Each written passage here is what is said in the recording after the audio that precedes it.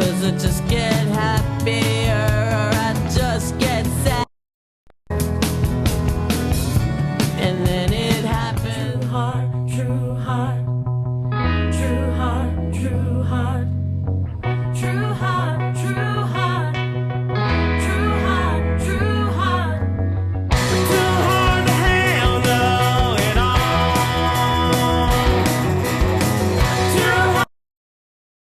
Hey, we are here with Mr. CoUcH. Woo! Is that your real name? Yes, CoUcH. You grew up with that? Sure. Yeah, I grew up with that. So how did that happen? Like, I mean, like, did you get teased a lot? It was very comfortable. Well, him, you don't might not know this, but him being from Cleveland during the years Oh, I was just in where Ohio. Tim I just CoUcH got was, teased in Ohio. he's originally from Cleveland, and when Tim CoUcH was the quarterback there. Oh. I was wondering why he never got a brown shirt with a couch on the back. Of course, it was the Brown, so, you know. I think I'm going to left it by the time Tim CoUcH was playing there, but Yeah, he never seemed to get the I just got these glasses right outside of Cleveland oh, this cool. past weekend. Lakewood. Overland. Yes. Okay. Visited my daughter. Yes. And wow, so you're from Ohio. Ohio, yes, sirree. Cool. And then you moved to Pittsburgh? Then I moved to Pittsburgh. I was there for quite a while. And I used to jam a lot and play music with our friend Bobby. Bobby Yay! Lloyd! He helped me get on track during after my messy years. What do you play? I played drums. Okay. I had a band in Pittsburgh called Honeyburst, and we were like kind of garage punk. Michael Costello from the Cynics was the singer for Honeyburst. Right, it was Michael from the Cynics. And then I had some other musical projects and stuff that I did here with Bobby. We did a glam rock musical together, and we did an Alice Cooper tribute night. He wrote the music to a fantastic Hedwig-esque type rock musical that. Was it pre-Hedwig? You know what? Or I was it had parallel not lines known with about it. Hedwig? That's It what I had mean. came out right around the time the movie came out, so I wasn't that familiar. So, like, did you know about Hedwig when you wrote it? I didn't know about it, but I think the guy who wrote the script, this guy Dean, he used to be a drag queen in New York. Oh, nice. His name was Sissy Fit, but Sissy Fit. They have the best name. I think that he knew. Sissy Fit. I love it. I love it too. I think he might have known about the whole Hedwig thing. I didn't. I only wrote the music for the thing. He wrote the fantastic, script. you know. Because I always do hear, though, that things often happen. People have the same ideas and at the same times, and then just certain people get it out, and then everybody thinks that they're the ones that thought of it, but they're really not always the ones that thought of it. Like, a lot of people have the same thoughts. It's just some people make them famous. Right. Yeah. So that's what I was meaning. Yeah, I wasn't doing nothing at the time, and I got involved, and I always thought to myself, what the hell am I getting involved in? But he wrote some great songs to go with.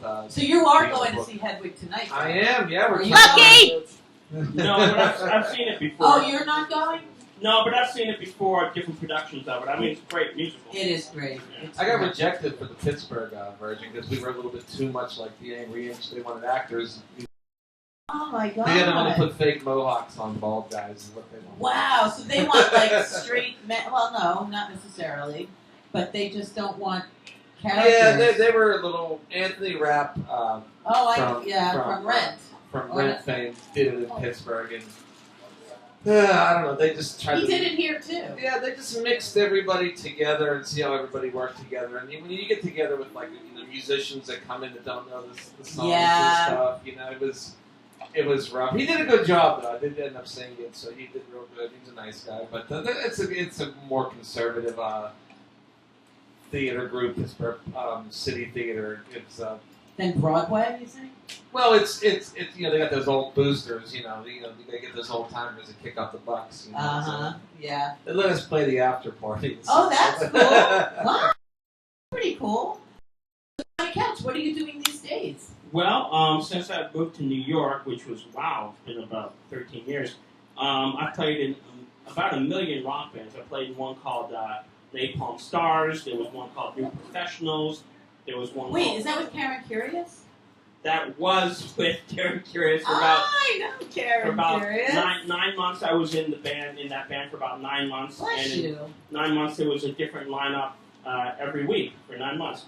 And then How curious. how curious about that. Curious and curiouser. She is curious. quite the singer.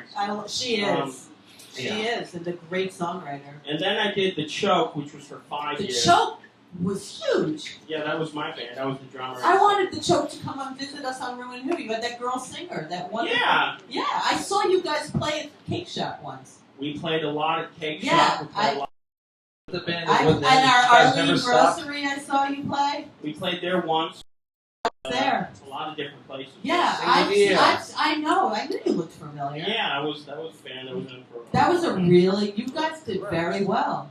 We did. We had a nice little run there. 5 years. We went to England and we played. We opened up for a bunch of big bands. And Yeah. We went to LA and lived in LA for a little while. And Wow. that was crazy and toured all over the country. How fun was that? It was fun until everyone started fighting, but Oh. but it was actually a really good time for the most part. I don't regret it. It was an amazing experience. Yeah, you've definitely built a little name for Yeah, yourselves. we were busy. Did you play the Joey Ramone thing? I don't know. We never played the Joey Ramone party, but Right. we were kind of tight with a lot of Yeah, people. in the I old remember that. punk scene. We did the punk magazine parties and Okay. some stuff with John Holmstrom, and Right. always got invited to those events with those kinds of Yes. old school rock characters. Yeah, you guys Like, fit in well with that. So yeah. what are you doing now? Well, right now I've been working on some of my own music actually. Good for you. And I've been working mainly on a movie, a screenplay I've been writing, and it's called State of Mind, and it's about a rock drummer in New York like myself, but it's a comedy. And it's Oh, and really- are you saying that you're not funny? Is it autobiographical or is it It's- autobiographical? I'm not fiction? necessarily funny, but what happens? Tragic as well, maybe. Tragedy and comedy is a fine. There's a lot of comedy caused by the tragic events. Absolutely.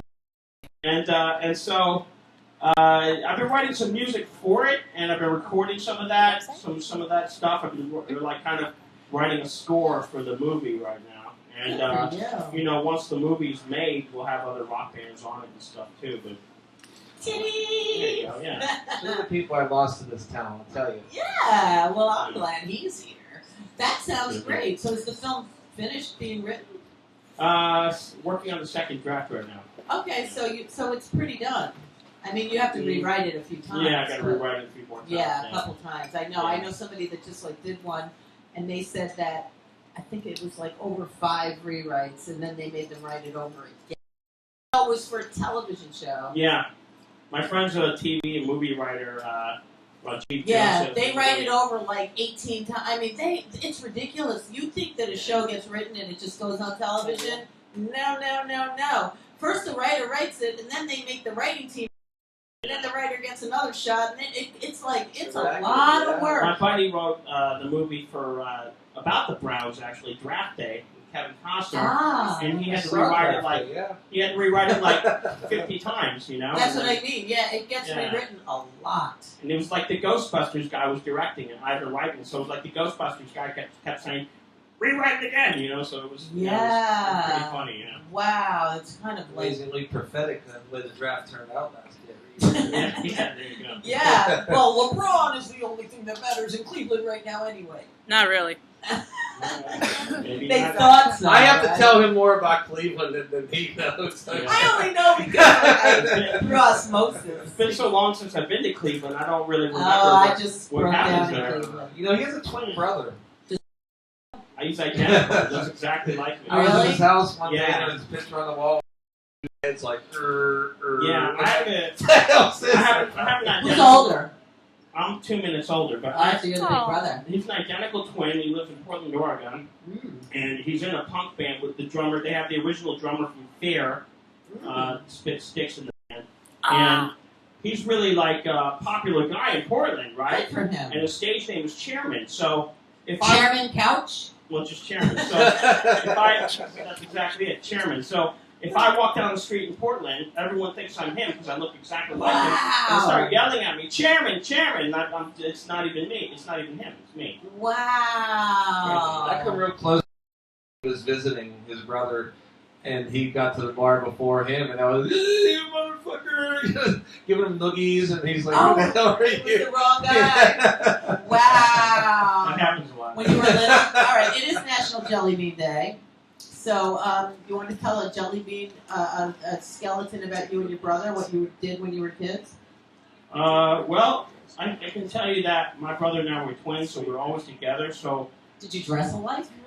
well, sometimes they tried to dress us alike, but we tried. They, meaning mother? The parents, yeah. We tried to. Those people. We tried to not do that because it's just embarrassing. But I can tell you that because we were twins and we were always around each other, we fought to the death and just every day we just fighting. Is one of you a righty and one of you a lefty? Yeah, I'm a lefty. And he's a righty, Yeah, right? exactly. Yeah, that's what happens with twins. A lot of punches being thrown. Yeah. Quite a grip for So a does one like lefty. chocolate and one likes vanilla? I don't know. I tend to like both. Does he like both too? I don't know. I'd have to ask. Does one like Mary Kate and one likes Ashley?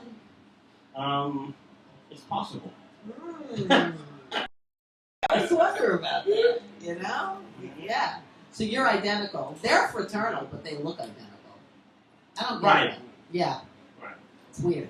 And there's such a fascination. When you were a twin, though, as a kid, Yeah. twins were kind of like exceptional. They weren't so popular. Now everybody's a twin because Really?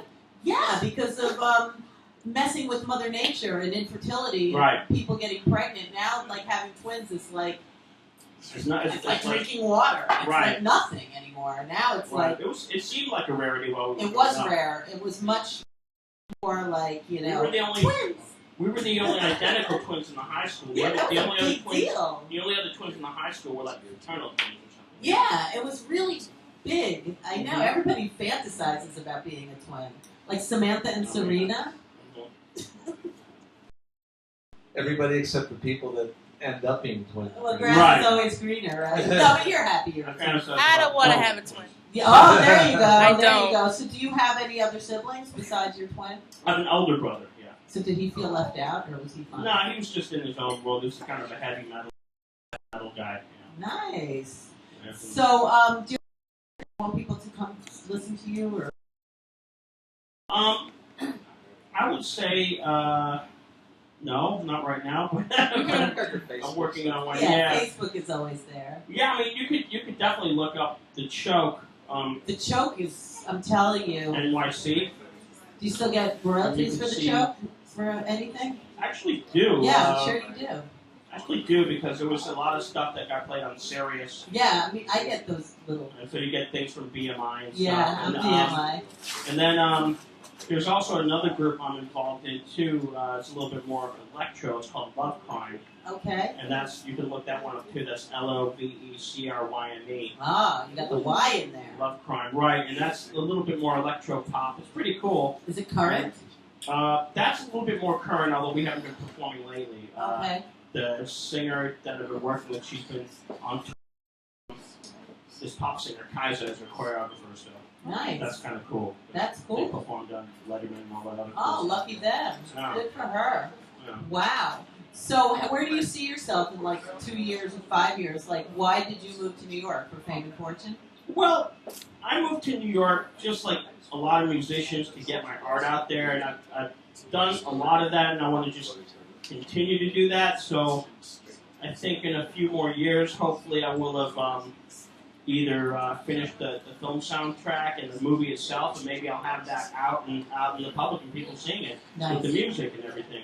That sounds great. That's a great goal to have. That's something I really want to work on. Absolutely. That's That and just perform more with some of my projects. I mean, I've got a punk band I'm playing with drums in it too right now called the SROs. okay. Cool too, yeah. So I've been super busy with different musical projects. That's great. That's so great.